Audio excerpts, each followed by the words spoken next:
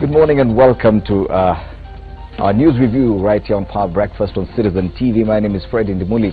This morning we're privileged to have three gentlemen. We're still hoping to have one lady joining the news review panel.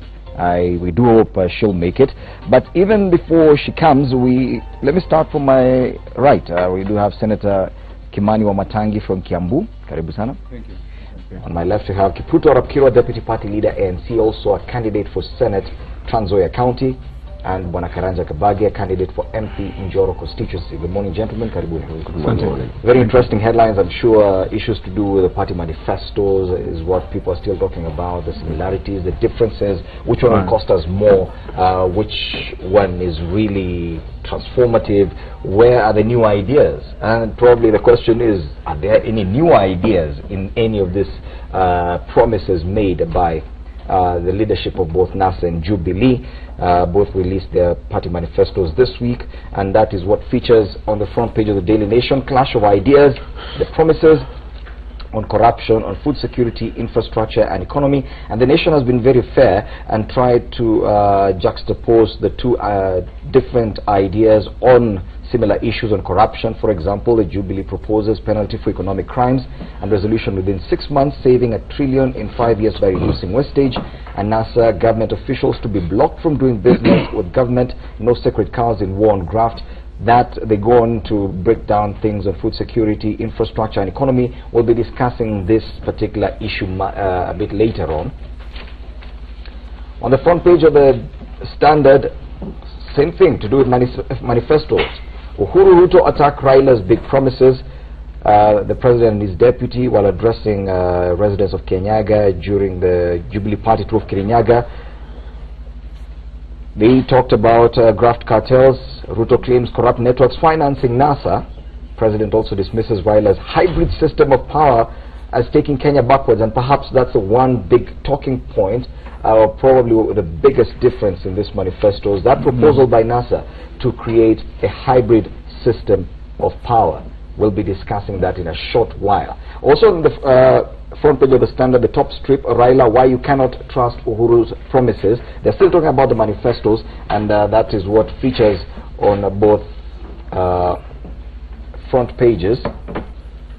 Waiguru Okarua, take your pick, Uhuru tells voters. That's also a very interesting story we'll be looking at. Let's start with something else away from politics, because of politics, some of these headlines have been relegated to the inside pages, and this one has to do with health. It is on page 4 of the Standard.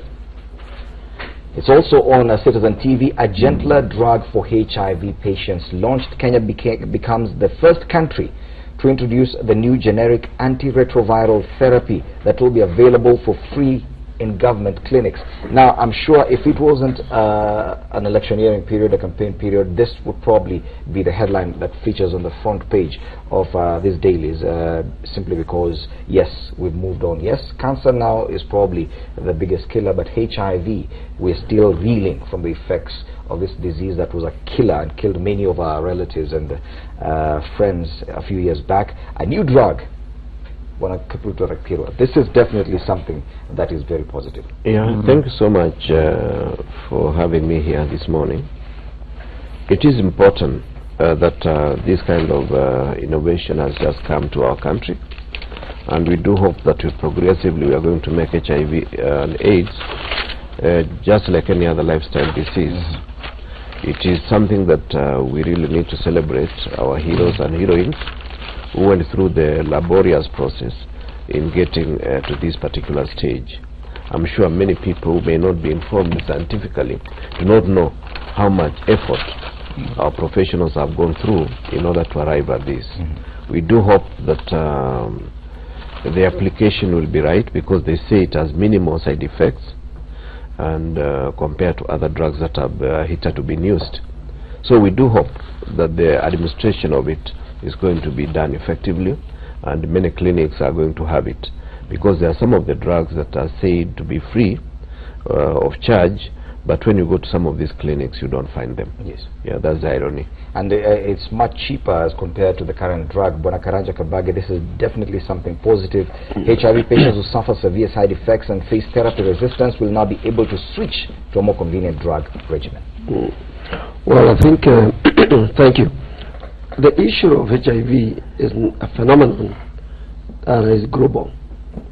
And any scientific discoveries or innovations that can lead to impacting positively on the patient is a global concern. Obviously, I haven't read the whole full story, but if what you are saying is something that has emerged out of scientists and researchers, is something we truly need to celebrate. And I hope that our scientists continue to improve on these things so that at the end of the day we are looking at preventive medicine that will make sure that one doesn't get AIDS. Yes.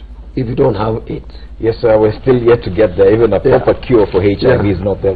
Definitely something to, because the number of deaths from HIV, we no longer talk about them as much because people are not dying directly because of HIV, probably because of opportunistic infections and other things around it. Probably we're not really in tune with what exactly is happening with this, but HIV is still a huge problem in Kenya. You know, Fred, yesterday when I saw the news of your news channel, my mind went back to the years in the early 80s when HIV/AIDS broke out, and you know, you can't imagine the number of Kenyans who died, and it was then a sure ticket to death once you got infected at that time. And you know, my mind still remembers sometimes some images that were carried out in the press that were showing entire villages wiped out, especially in Nyanza and some parts of Western. And now that we've made this milestone movement or advance and progress, I think we need to first congratulate all globally that have been involved in this research to combat HIV/AIDS. And I remember speaking sometimes to one of the few people who came out and confessed that they had the virus. Ali, you know, one of the prominent ladies who was then somebody that I knew very well and who was working very much and very hard. I think she's still there even today. One lady called Asunta Wagura. Yes.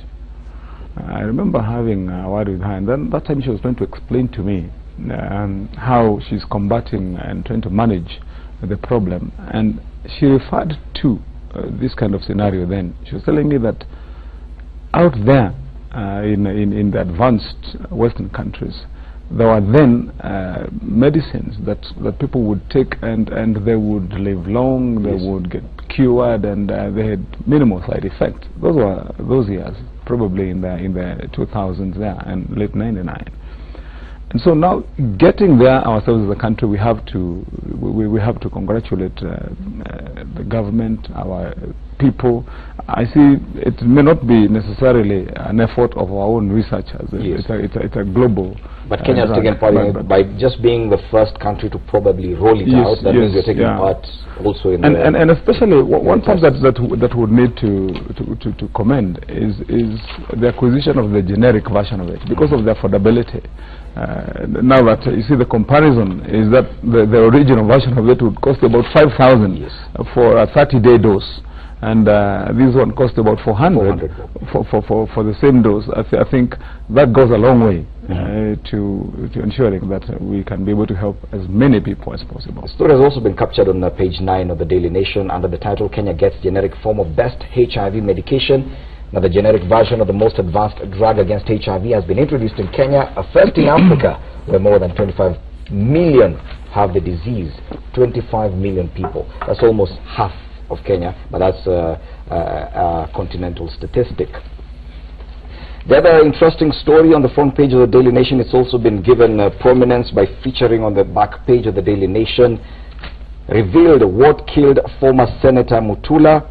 Former Makueni Senator Mutula Kilonzo died of massive bleeding caused by high blood pressure, is according to a government report released yesterday. The story is on the back page of the Daily Nation. If you need to get more details, you can read that. Before we even come to other big stories, bulk of vernacular text messages banned, and that's on page 4 of the Standard. Political parties have been banned from sending bulk phone text messages and premium rate content in vernacular. Yes? Now this is part of the new regulations by the government to stem hate messages through SMSs and social media during the electioneering period. Now this is one of those things that because of technology and even the difference between 2013 and 2017 technologically, things have really moved forward. We were back in 2007, text message was a big thing. Right now we have social media and all these things. Do you think that such a ban could really have any effect? Well, yes and no, because even if you are to send messages in Kiswahili and English, which is hate message, it will still have the same effect as if you are to send in vernacular. The only challenge is that many of us, when certain messages are sent in vernacular, they have deeper meaning than the literal meaning that you assign to certain words. This therefore may mean they are trying to reduce, the effort is to reduce, but socially, how are we structured as Kenyans? Why is there so much hate in our society, where we look at political competition as not competition of ideas but competition of tribes? Because whether you like it or not, our voting is still ethnic based. Yes. We are yet to run away from that, and we just hope the situation will get better as we move forward. Yes. Now this is part of the new regulations by the government to stem hate messages through SMSs and social media. Now according to the guidelines by the Communications Authority, the NCIC, bulk and premium content by political parties shall be communicated in English and Swahili only. Now these are the new guidelines. Do you think that this will have a positive effect, or do you think it will have any effect at all during this campaign period? Yes, that's why I was looking at you. I think we have to be aware of a number of things. One, communication, its impact only happens if those who are sending the message and those who are receiving the message, they are able to decode the same meaning. That's most important. In the psychology of communication, what is most important is what I'm sending to you, do you have the same understanding as me who is sending the message? That's most important.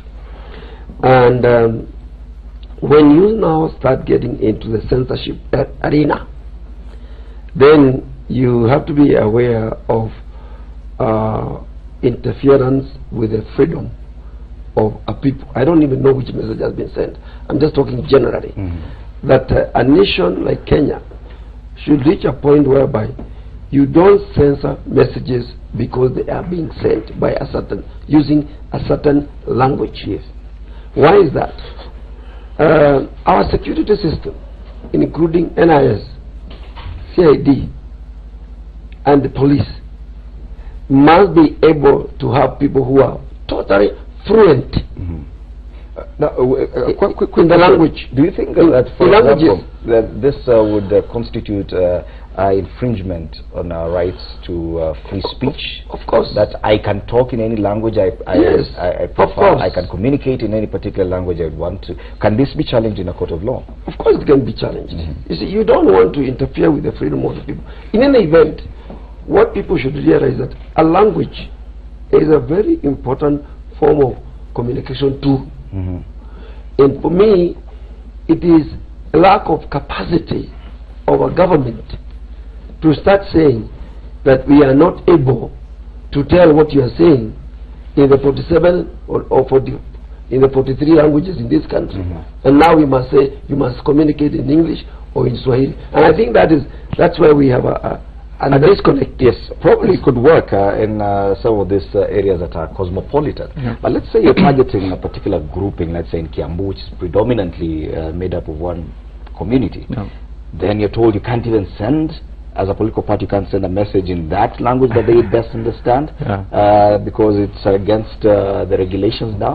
Don't you think that this is counterproductive? It may not really get to serve the purpose it's intended for, because we do understand what they're trying to do. But do you think they're going about it the right way? Two quick things I would want to say. First, let's remember that there exists a regulation that requires that political messages, before being disseminated, will be vetted. Yes. Yeah, that's a requirement of law during elections. And secondly, as they say, the way to a man's heart, or to a human being's heart, as one would quote Nelson Mandela, is to speak to the man in his language. But two quick things.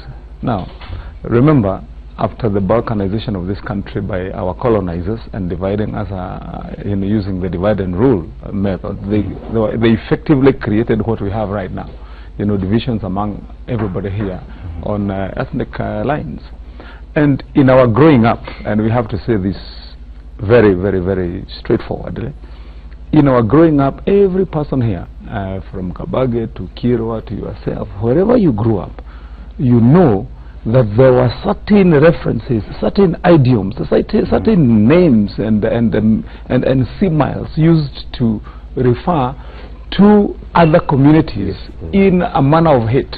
For example, if you are in Kirwa's community, because historically they were having border clashes with the Luyas, you would hear references that he grew up knowing, referring to Luyas. In Kikuyu land, with the Masais, or where they had issues about land with the communities in the Rift Valley, all over this country. I mean, in Mombasa, you would hear people from our country, Watu Abara, I mean, all those things. Those are things that we learned as we were growing up in our own languages. And I think the government has got a very, very good intention here, if you ask me. And that's the way to go, because see, if you're saying that, for example, Safaricom has got to ensure that all messages being disseminated through their network are vetted before being sent, and then you have got 43 different people here sending 43 different, you're saying that Safaricom must have linguists employed to go and pick out all those, and I'll tell you why I would support it myself. Because I know, and Fred, let's be frank about this, the reason why today, heading to 60 years since independence, and when we've already been told day in, day out by our teachers, by our religious leaders, that this thing called tribalism, and I like a speech that was given by Magufuli the other day about what bedevils our society in Kenya. Alituambia, nyinyi shida ile kubwa kwa Kenya ni ukabila. You remember Magufuli speaking in Tanzania. It is the truth, but after knowing that for all those years, we are still unable to do it, to deal with it. I'll tell you why. If the president comes to Kiambu, let me finish my point here, Fred. Yes. Because, you know, we have consistently and persistently renewed every generation those hate references that were there, the demeaning ones. When my child is growing up, in this day, I will still make those references to Kirwa's community, to the other one here. And so they inherited continuously, and we are never able to deal with it. I think, especially now at a time when we are going to the elections, we must say that would have to find a way, whichever way, to deal with that problem. But don't you think that it's unfair to tell people that you cannot use this particular language in your campaigns, that a political party that comes from a certain region where they predominantly use one language cannot even communicate to the electorate in that language, because they have to do it in Swahili and English, so that they don't run the risk of referring to another community in a derogatory manner? Well, I think the foundation, as you have stated very well, is there is a society that has been polarized over the period by stereotypes, where we believe certain communities are different from us. That is very important. But in my opinion, this should be a short term. Otherwise, the long-term effect is to socialize our people, to understand that we are one nation, one people, and therefore these differences in terms of dialects, languages, should not really be a barrier to our togetherness. Yes. Because we can say this, and I'm a student of leadership, and I've increasingly seen the main challenge in Kenya today is tribalism. It is tribalism not because the two of us cannot do business, but we've been socialized to believe the two of us should not be in the same direction unless we have a common interest against another block of tribes. And that's why some of these formations, whether it is they themselves on our side, is still a formation that is trying to optimize on the base, which is a tribe. Yes. I think we are being very simplistic as a country in looking at the issue they describe as tribalism. First and foremost, if a national leader is on Citizen or KTN or NTV and he stands on a platform and he speaks in his language, okay, how different is it from what is being talked about by Communication Authority and also the NCIC? How different is it? Right? You will see any one of them stand and say, now let me communicate. Yes. The effect is the same. So we are being very simplistic in this particular respect. In my opinion, our biggest problem in this country is not tribalism. Not at all. Our biggest problem in this country is two things. Lack of production of goods and services. Enough goods and services. I'll tell you why. Mheshimiwa Kilwa, or Raila, Kalonzo, Uhuru, Ruto, or Matangi here, if we all sat down in the same thing, let me tell you, we will never refer ourselves in terms of tribes. Nothing, because all of us are satisfied. Let these guys go out now and start dealing with a very ignorant population who are lacking food, who are lacking opportunity to go to the hospital, who are lacking opportunities to go to school. We incite them and excite them with the language that, oh, your problem is that community. But when Raila is sick, Uhuru will go to the hospital. If Raila to see him. When Uhuru is sick, Raila will go to see him. They will never talk about that language. What we are dealing with here is this. In this country, if we were able to create a society where we have enough goods and services, believe you me, that is when we shall begin to minimize the so-called effect of tribalism. Because let me tell you, my closest friends, they're not even Kikuyus to begin with. So when you start telling me, I will have a more friendly conversation with, for example, Nyang. There's a Nyang Kikuyu. I'll go to his constituency and put up a clinic, which I did. Alright? And he's not a Kikuyu. I've never gone to his place and done a clinic, but he's my personal friend. Do you understand? Yes. So this idea that we have been talking about...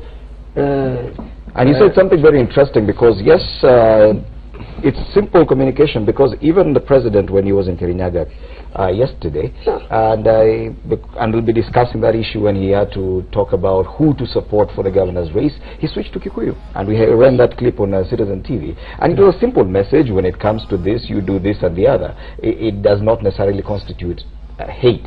But when you say you cannot even send that on text, Kabagi disagrees. What you're talking about, ladies and gentlemen, is this headline on page 4 of the Standard: bulk vernacular text messages banned, and this is by the Communications Authority and the National Cohesion and Integration Commission. So you cannot send no political party is allowed to send bulk messages to the electorate in any other language apart from Kiswahili and English. And you're asking, is it misplaced? Fred, if I could just mention, I know we don't want to over-labor the point, but you see, first remember that what is being referred to there are political messages. But I also want to agree. Not all political messages are hateful. I also want to agree just slightly with what Karanja Kabage is saying, but that is only in one approach, you know, to dealing with a problem of you know, the disquiet in society and effective cohesion in society. Because, you know, you can use the approach of leveling the playing field economically with our approaches. But you know, you also have to realize, and I'm sure Karanja Kabage, as a good lawyer, has had also, and a businessman, has had time to engage in good economic study. And you know, that kind of society ideally does not exist on the face of earth, you know, whereby you have a society that is all flat and equal.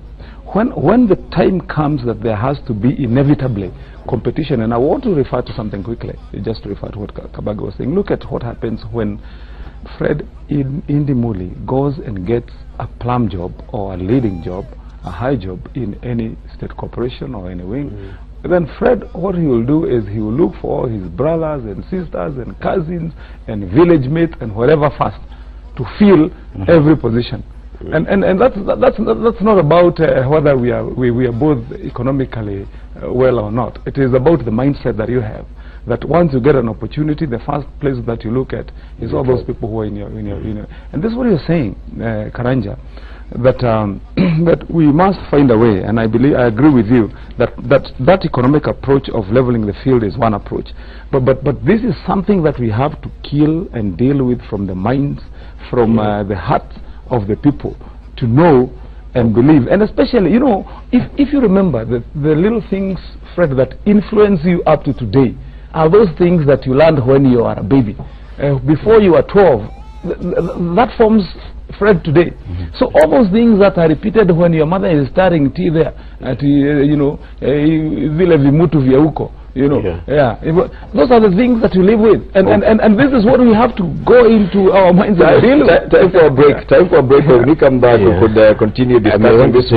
I'll give you an opportunity once we return. Our breakfast continues.